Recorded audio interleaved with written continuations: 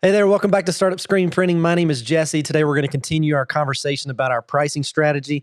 We're going to tackle the area of apparel, the cost of the apparel, whether or not we mark up that apparel, and what the pros and cons might be, and a way that I recommend doing it just because of it's the way that I've done it with my business.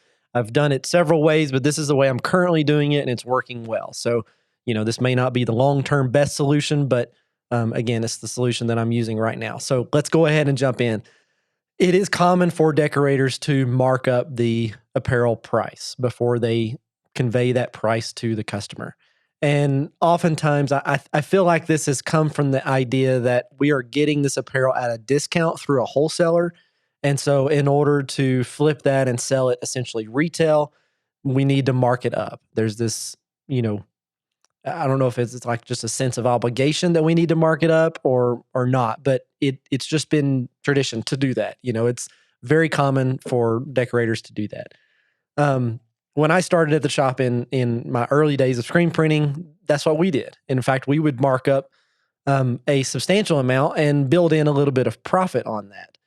And we ran into issues every time a customer would want to bring us their own apparel, though, because that profit that we had built in was suddenly gone because we didn't have anything to mark up. So we had, rather than having some, a dollar or so, or even 50 cents of profit on each item, now suddenly we have zero on that portion of our typical profit. And we're relying on the rest of our pricing formula to establish some profit on that given order. And, if you do it that way, that's fine.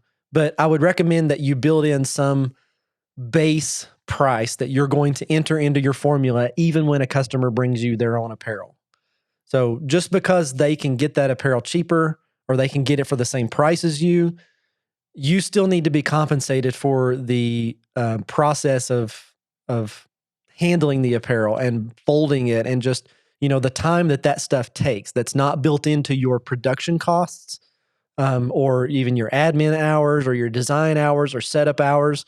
There's time spent folding and packing and counting and things like that. So that needs to be compensated in your pricing formula. It needs to be accounted for.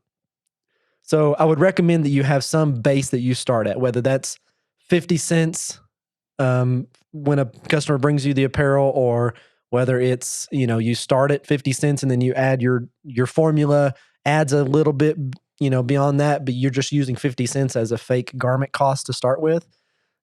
Whatever you would like to, whatever makes sense for you, that you want to give it a try, see if it works for you, and go from there. But what I've decided to do, and this is just a recent change of mine because I was going through, I've changed my formula several times since 2017 when I started my own business. I've adjusted, made, adjustments here and there, accounted for things, set up some, kind of future proofing some things that if I were to hire somebody, I've got some hourly wages kind of built into my pricing, as if I were paying somebody to do that process. So I've done some things like that, and I've changed it a bunch of times. And one of the areas that I have changed is the apparel markup. I started with, a pretty substantial markup for apparel because I was kind of under the same impression that's been traditional in the industry, is that, hey, build in a little bit of profit on the apparel and go from there. And so that's what I was doing. But then I had these situations where customers would bring their own apparel and they would ask me what the price is. And not only did I know I was going to lose out on some profit, but it's just difficult to price that. It's like, well, crap, what do I put in now for the garment price? So I had to figure out a way to account for that and allow that situation to, allow my pricing formula to flex for those types of situations. So from there, I transitioned to, well, maybe I just need a little bit of extra to cover the handling, the ordering process, the, boxing and folding and stuff like I mentioned. Which, by the way, the ordering, I mean, you got to get paid for that. That should be in your admin hours as well, that you're accounting for. But man, that stuff is tedious. I hate ordering apparel, and it's so easy to screw that up. So, I thought I would just add a little bit. So I would take the garment price and add like 10%. I started with a 10% base for t-shirts and long sleeves and things that were easier to handle. And then I would bump it to like 15 or 20% for hoodies, just because those are a little more difficult to handle. They take up more space. So I added a little extra for that. But then recently I started to think, well, does that really make the most sense? Because now I'm getting paid a little less if I'm doing a cheap t-shirt, and maybe too much if I'm doing a super expensive t-shirt. Like 10% of a $6 shirt, a 10% increase is more of an increase than a 10% increase on a $1.50 shirt. So on those cheaper shirts, I'm now cutting into, the amount that I'm making, even if I'm spending the same amount of time ordering and folding and counting and boxing. If they're exact same number of orders, I could make, if they're both 20 shirts, I could make $5 or $10, whatever, on this order and $3 on this order. And it took me the same amount of time and same amount of effort.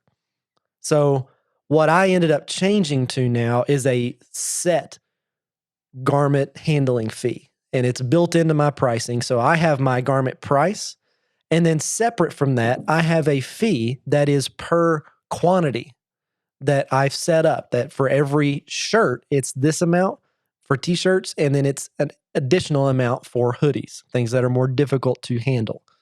So I've been giving that a try, and that's working great so far. I feel like I'm getting more consistent compensation for that area of my business, and I'm not worried about how the garment price is going to adjust the amount I'm getting paid for that effort.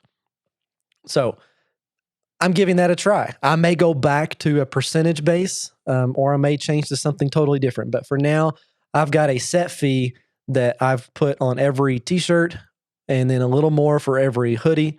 And that seems to be working well. So the last thing I want to talk about with apparel pricing, though, is the price of the apparel itself. If you have accounts with any of the vendors, if you don't yet, they're super easy to set up. But you will find that you'll look for some apparel, and you'll find that oftentimes they'll be on sale. So, they run various sales for different items, and different vendors will have those items for sale at different times. And even when they're not on sale, different vendors have those items for a different price on a regular basis. So, like for example, if I'm looking at a 3413 Bella Canvas tri-blend, Sanmar has it for one price, which is more than what S&S has it for, which is also different than what Alpha Broder has it for. And sometimes the sale price at one vendor is still above the regular price at another vendor. So whenever you're ordering things, I would recommend that you get accounts at as many vendors as possible. I have 4. I have that I order from regularly, and that's Alpha Broder, Sanmar, S&S, and Delta Apparel. But it's been common practice in the past. I know the company I worked at before did this, and we finally stopped. Right before I left, I was able to convince them to transition out of this practice, and then I've never done this in my business. And that is passing along the sale price to the customer, that benefit of that sell price to the customer. So for example, if the shirt is typically $6.90 and now it's on sale for $6.48, that you would put $6.48 into your pricing calculator and determine your price based on that, and essentially giving the customer a better price because the garment's on sale. Personally, I think that is not the best way to do it, because I think that first of all, that sale price should be your benefit, because that is your raw costs. So when you can find your raw costs at a cheaper rate, that is your benefit. It's just like when Ryanette or anyone else runs a sale on ink or emulsion or screens or anything. Those are your raw costs, that your costs of goods sold, especially that ink, that's part of your cost of goods sold.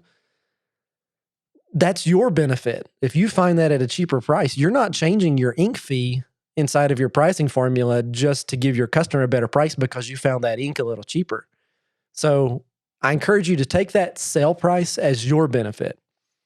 Another reason is that sale doesn't last forever. So if you give your customer that price now, it may be that you give them a quote and the sale's about to end, and you quote that price for them, and they come back in a week to place the order, and suddenly that garment has raised in price, but you still honor the first sale price. Well, now you've eaten into your profit. You've increased your costs in an area that you weren't accounting for. So you've eaten into your profit on that order because you're paying more for that shirt than what you quoted it for. So what I do is I take the regular price, even when it's on sale. And if I know that price at different vendors, I'll take the highest of all of them and use that as my price to develop to set up my quote for that customer.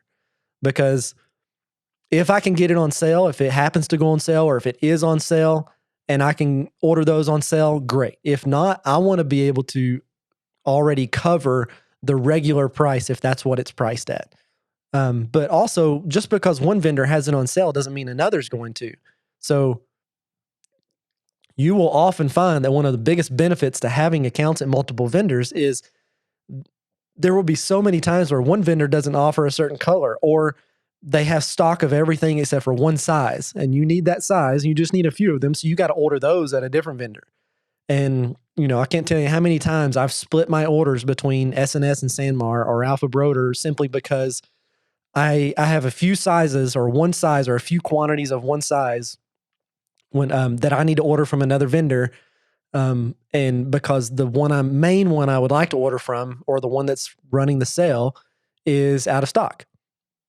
And so, you're going to have to do that. So if you priced it based on the sale price at one vendor and then you have to go over to the other and order some, you're now losing your profit on those items because you're paying more than that sale price that you quoted it for.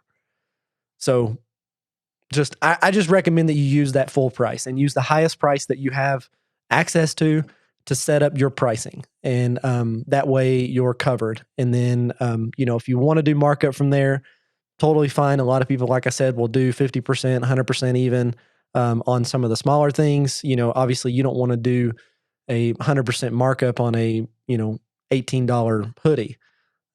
You would be a little lower on that, but a $1.50 t-shirt, sure, do 100% markup on that and put it in your price calculators, $3.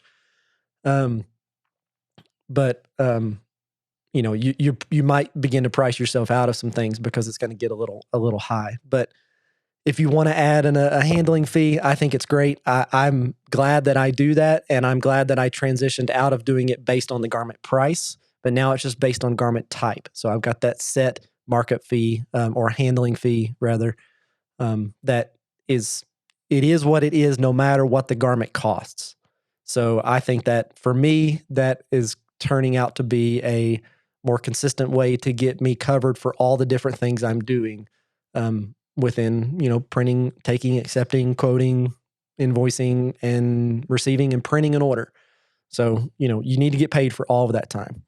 So that's all I've got for the apparel part. Let me know what recommendations you have, how you do it. You may have an idea that the community would love to hear. And, if you've got a great way that you do it that's worked out well for you and you've got good reasons for that, I want to hear it. Because, like I said, I'm all about making adjustments and tweaks to make my pricing formula better all the time. So if you have a recommendation on how you think it should be done or what's worked well for you, it can help me adjust mine as well. So I'm certainly open to that and would love to hear about it. So let me know in the comments, what you think about this idea of apparel markup, what experience you have with it, what you've tried that hasn't worked, or like I said, that's worked really well for you. I'd love to hear it. So we'll continue our conversation on pricing in the next episode.